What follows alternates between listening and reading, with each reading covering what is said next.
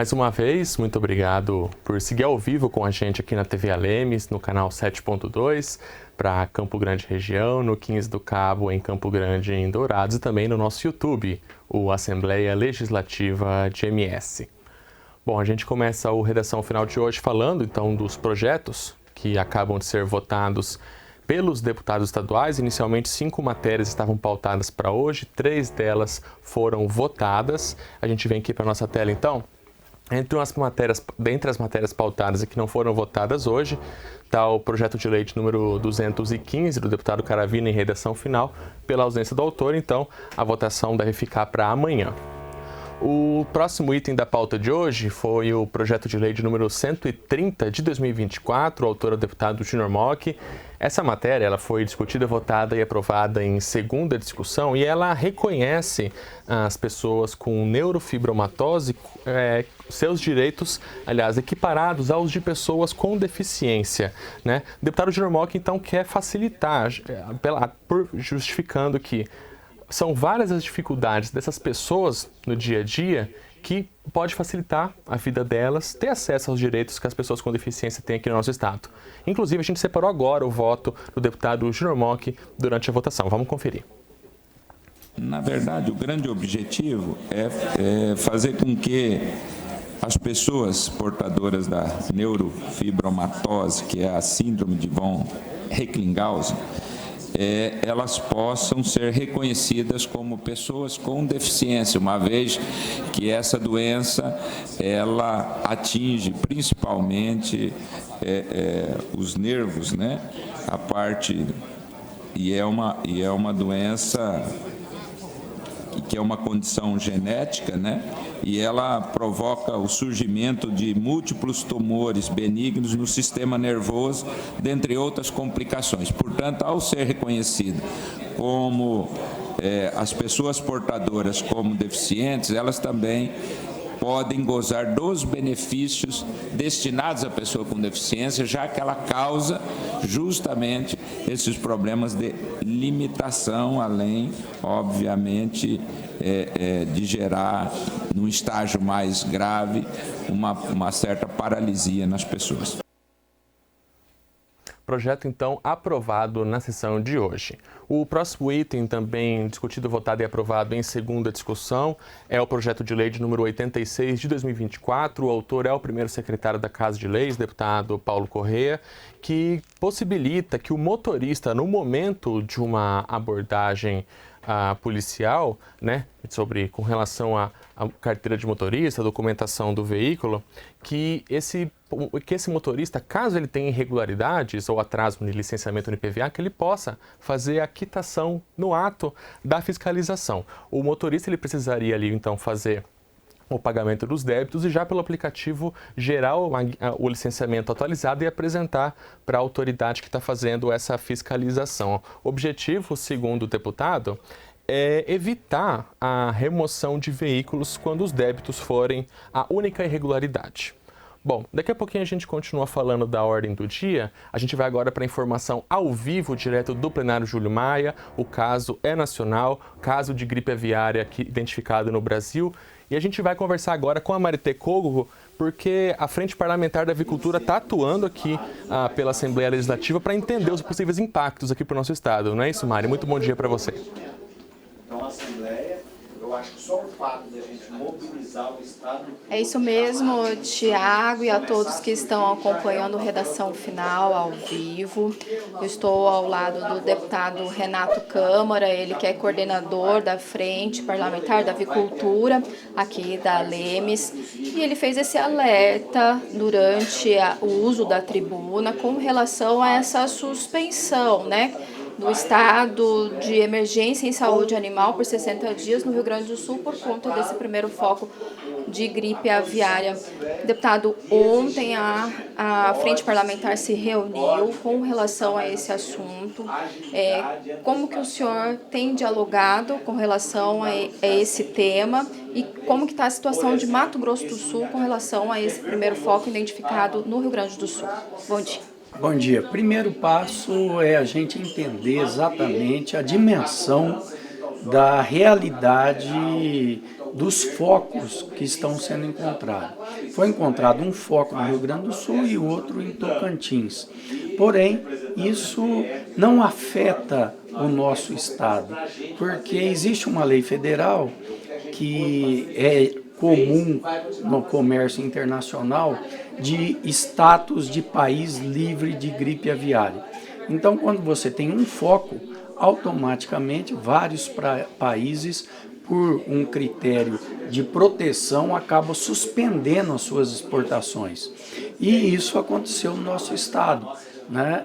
Essa lei afetou o nosso estado, que suspendeu essas exportações de alguns frigoríficos que nós temos para exportação aqui no Mato Grosso do Sul.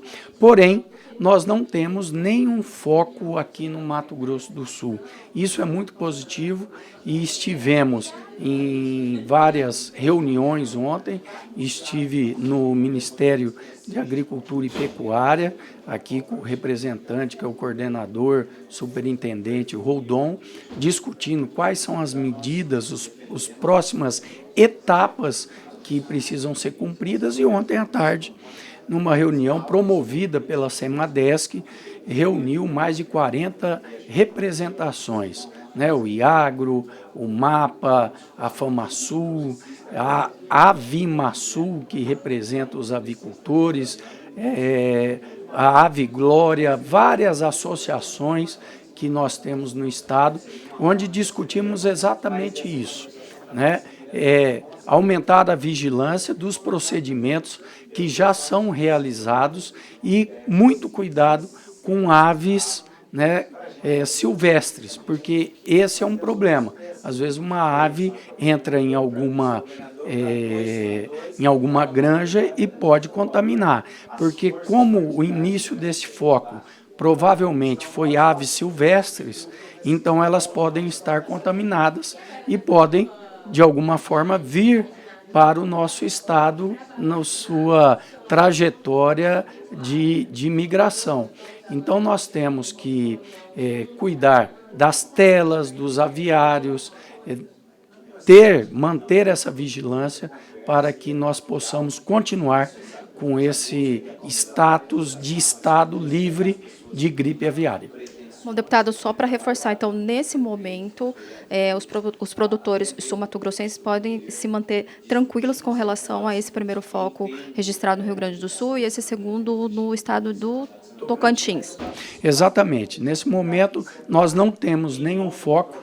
Se nós pensarmos que é um vírus altamente contagioso, nos Estados Unidos foram mais de 1.500 focos registrados, milhares de aves foram descartadas, por isso do aumento dos ovos, né?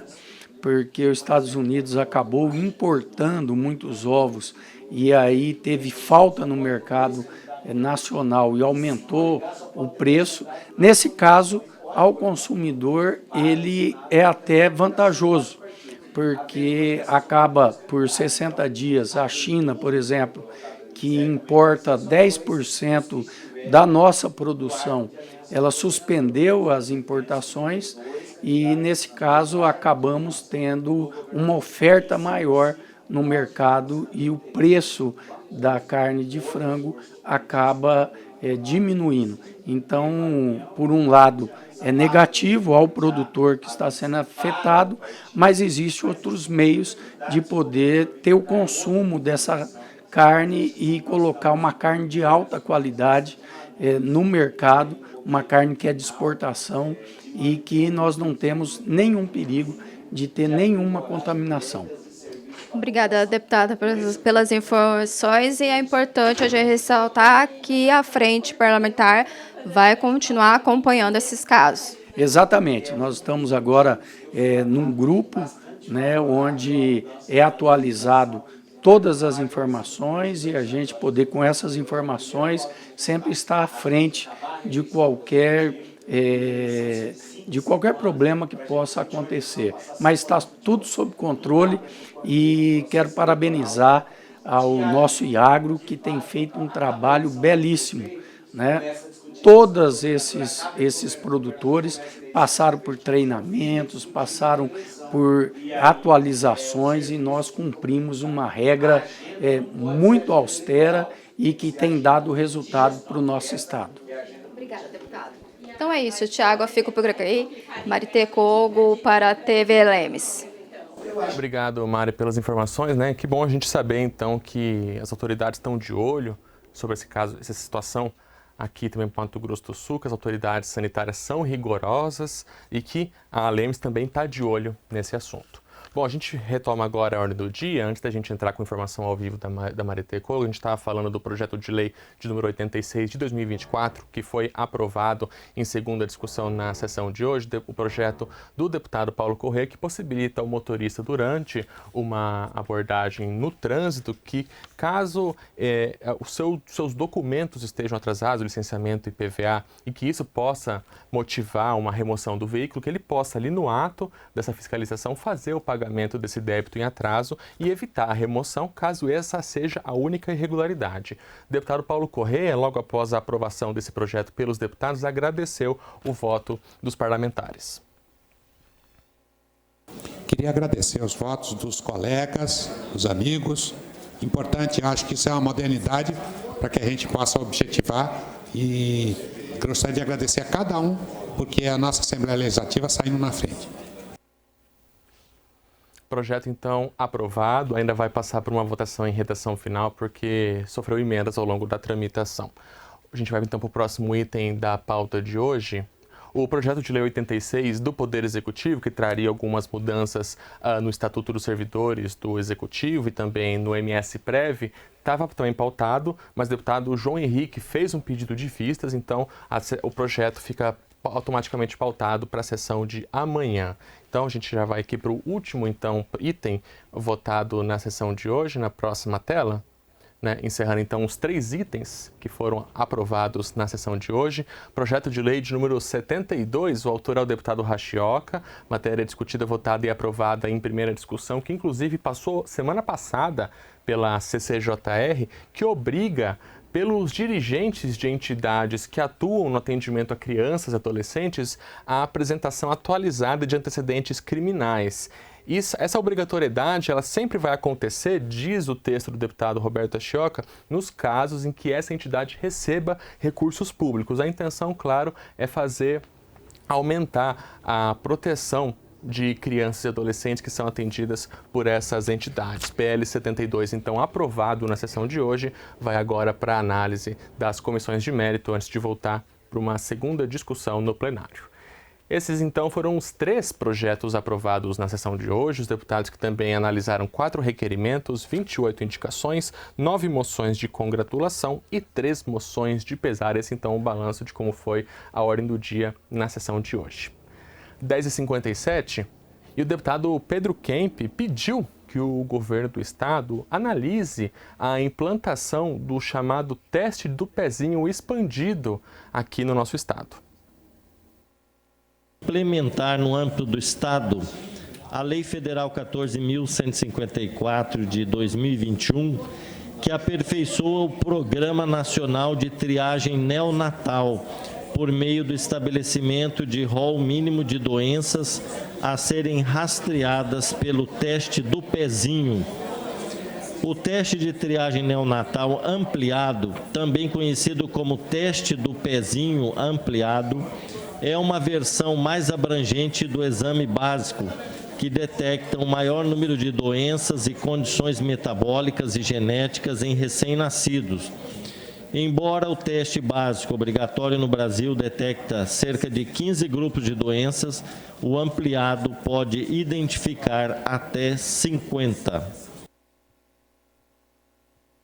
10h57, agora então é hora de falar dos destaques do site da Lemes, e a Gláucia já está aqui com a gente. Gláucia, muito bom dia para você. Tem projeto que começou a tramitar na casa, né? Isso, um projeto bem bacana e especial aí aos adolescentes que estão próximos aí de tirar a carteira de habilitação, né? O deputado João Henrique apresentou uma matéria que permite que um ano antes, que é 18, né, Tiago, pode tirar a carteira de habilitação pela lei, mas um ano antes ele poder fazer a parte teórica.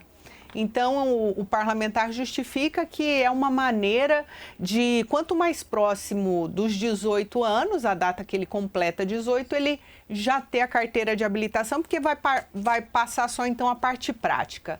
Então, uma matéria que prevê essa aí, segundo o parlamentar, né, isso a gente vai conferir depois na CCJR, análise dos deputados em plenário, mas não fere a lei, porque ele vai fazer só a parte teórica de todo o trâmite que é tirar a primeira habilitação, né, a CNH. Então, até tá, acho que a matéria do Oswaldo, né? O Oswaldo até destaca no texto esse ponto que você destacou, né, Gláucia?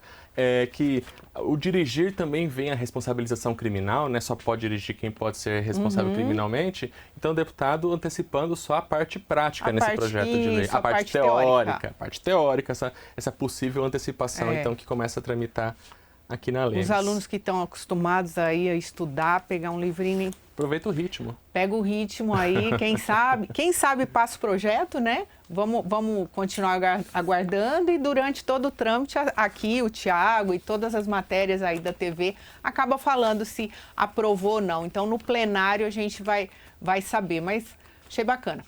Rádio, TV e site sempre vão te manter bem atualizados com relação a esse assunto.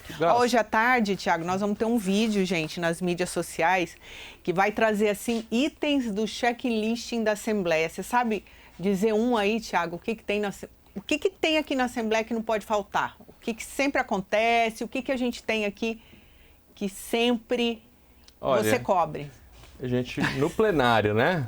Debates pedidos pela ordem para os deputados se manifestarem também em vários momentos. Pensei em 2. Mas vai ter um vídeo, então, hoje à tarde no Insta? Nós vamos ter um checklist de tudo que tem na LEMS. Aí a gente vai falar um pouquinho sobre isso. Legal. Vamos trazer amanhã também aqui, né? Isso. Vamos curtir, comentar, né, Tiago? Valeu, então. Legal. Gláucia. Beijo, gente. Deixa eu pedir para você ficar para a gente encerrar a edição de hoje aqui do Redação Final. Eu queria muito agradecer já a audiência nesse começo de semana, te convidar a acompanhar a gente ao longo de toda essa semana. Amanhã é quarta-feira e a partir das 7h45, Maritê Kogo e Gustavo Fax já antecipam os assuntos que devem pautar a reunião da CCJR e também da sessão plenária, que começa CCJR a partir das 8h, sessão a partir das 9h da manhã. E a gente aqui no Redação Final volta amanhã, logo após a sessão. Tchau. Tchau.